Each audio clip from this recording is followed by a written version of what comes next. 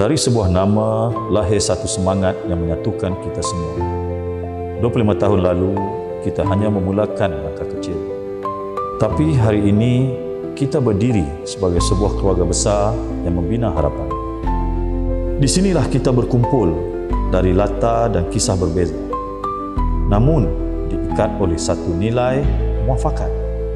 Muafakat bukan sekadar kata, ia adalah roh yang menghidupkan organisasi ini. Di tapak projek, mereka tak sekadar membina bangunan. Mereka membina masa depan.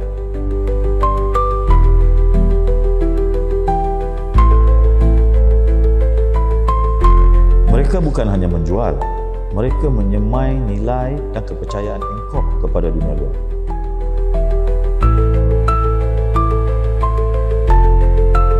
Di bahagian sumber manusia, mereka menjaga insan-insan yang menjadikan syarikat ini hidup. Di balik angka, merekalah yang menyimbangkan impian dan realiti. Dengan ketulusan dan integriti, mereka menjadi benteng yang memastikan kita terus melangkah dengan yakin. Mereka pastikan segalanya berjalan lancar dari sistem hingga ruang kerja.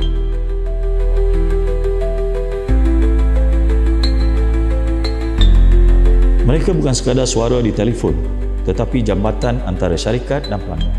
Setiap senyuman, setiap solusi, mereka lah nadi kepercayaan yang kita bina.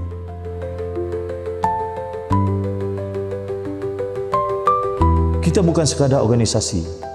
Kita adalah komuniti yang hidup dengan kasih, hormat dan tanggungjawab. Kepada individu yang menjadi nadi kepada Engkop, terima kasih. Terima kasih kerana menjadi sebahagian daripada perjalanan ini.